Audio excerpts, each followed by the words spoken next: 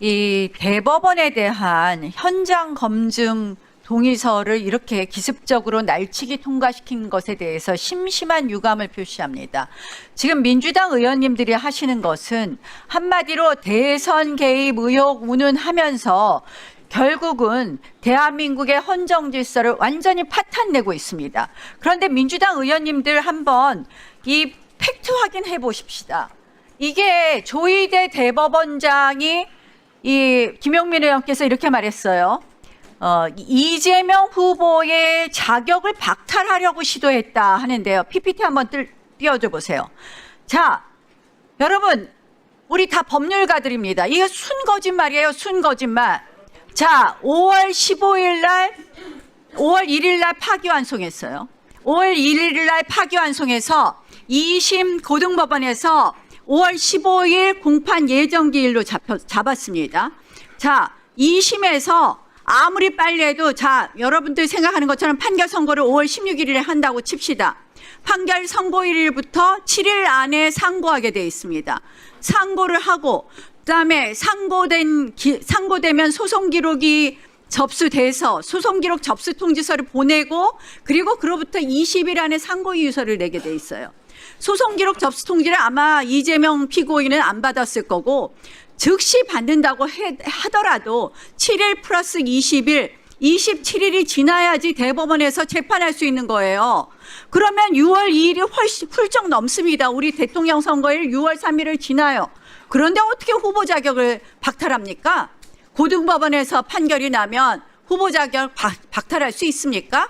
그게 다시 대법원에 다시 상고심에 가갖고 그게 확정돼야지 판결 후보 자격을 박탈할 수 있는 거 아닙니까? 이거 소설을 써도 지나치고 이게 이런 허구 주장을 이유로 해서 대법원을 흔든다? 이거 다 이유 하나 아닙니까? 이재명 대통령 이 재판 재개되면 당연히 당선 무효되고 결국 대통령 자리에서 쫓겨날까 봐 하는 거 아닙니까? 사법질서 흔들지 말고 차라리 이재명 무죄법을 만드십시오.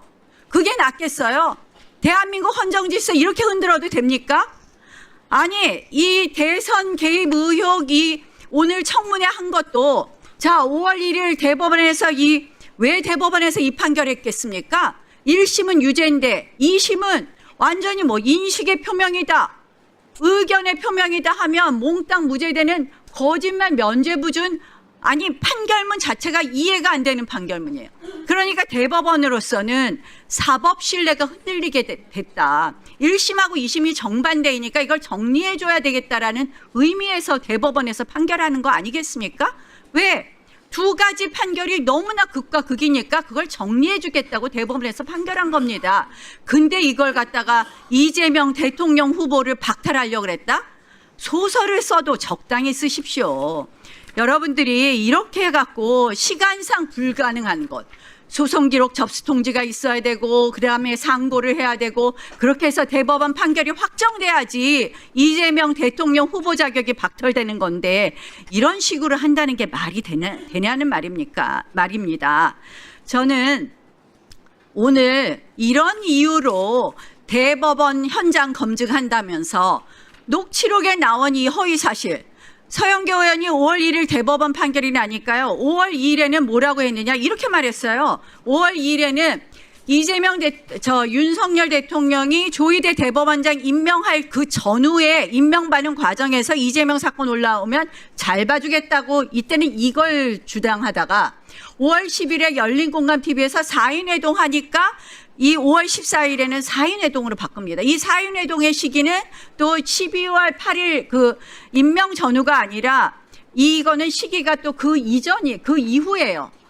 이렇게 시기도 왔다 갔다 하는 거를 이렇게 제기하시는데 자, 이거를 법원에서 현장 검증하려고 그러고 이거 사실관계 밝히려면 열린공감TV 정천수는 왜 증인에서 뺍니까? 오늘 이 증인 명단 보니까 정선수는 뺐더라고요.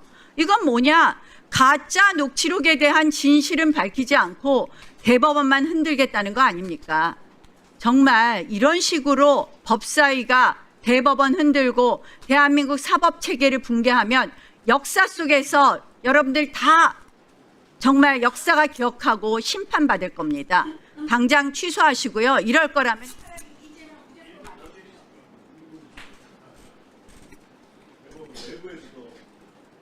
네, 또 토론하실 위원님 계십니까? 네, 김기표 의원님. 나경원 의원께서 진짜 모르고 저렇게 말씀하시는 것인지 알면서도 그렇게 얘기하시는 것인지 궁금합니다.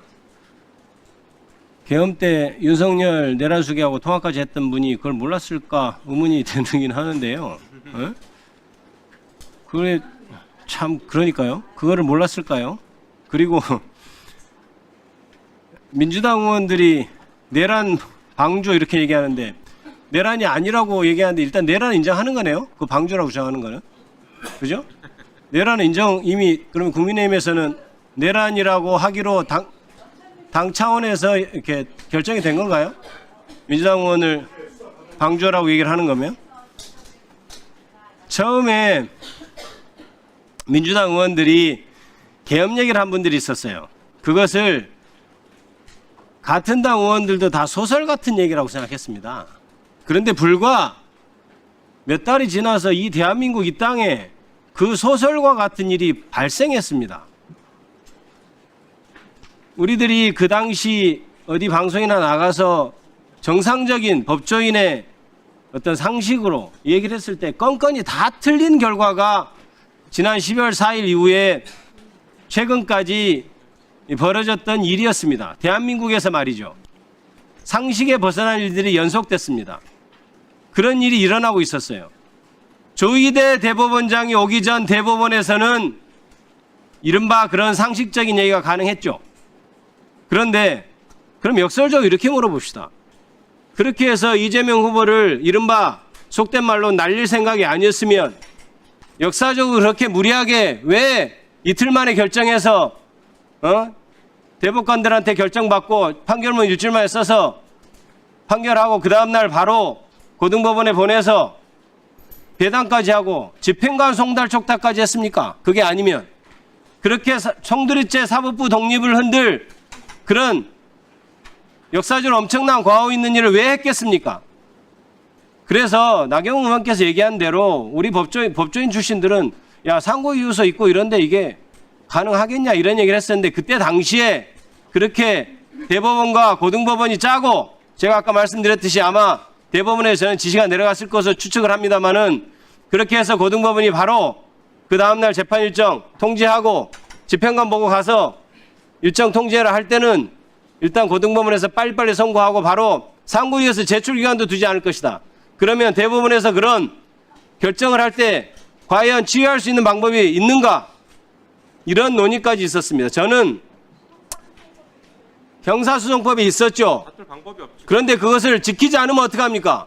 그래서 재판소 얘기도 나오는 겁니다. 대법원에서 명백하게 규정된 대법원에서 만약에 명백하게 규정된 형사소송법의 규정을 지키지 않을 때는 어떻게 견제해야 되는가? 아무 견제 방법이 없죠. 그래서 비로소 대한민국 국민들이 재판에 대해서도 이거 헌법소원 해야 되는 거 아니냐 이런 논의가 생기게 된 겁니다. 지금 마치 대법관 증언을 얘기하고 재판소원 얘기가 흘러나온 것이 마치 민주당에서 대법원을 사법부를 흔들기 위해서 하는 것이라고요? 그것을 자초한 사람들이 누굽니까? 아 대법원이 법을 안 지키면 뭔가 견제해야 되겠다. 그럼 재판소원 필요한 거 아니야? 논리적으로? 이렇게 생각하게 만든 사람이 누구예요? 예? 그리고 그럼 2심 판결이 이상하면 나경원 의원님 2심 판결이 이상하면 대법원 전원합의체 회부해서 이틀 만에 결정해서 내립니까? 이상하면 더더욱 이상하다고 생각하면 더더욱 꼼꼼히 따져보고 더더욱 충분히 토론하고 해야죠. 왜 그러면 그 다음날 바로 고등법원에서 재판 제가 얘기하고 있습니다. 조용히 좀 하세요. 그래야 간사 되겠습니까?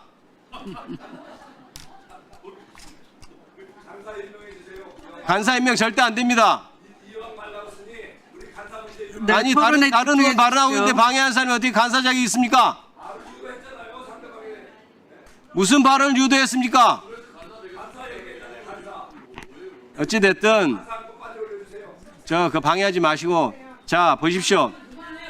그런 말도 안 되는 이제 와서 법을 제대로 지켜서 아무 문제 없었을 것이라고 얘기하는 것은 그것은 말이 안 되는 얘기입니다. 그때 그 무도한 이틀 만에 전원합의체 파기환송하고 날짜 바로 잡고 했던 거 대법원 내에서 밖에서 무슨 일이 있었는지는 역사적으로 곧 규명될 겁니다. 수사하면. 마치겠습니다. 네.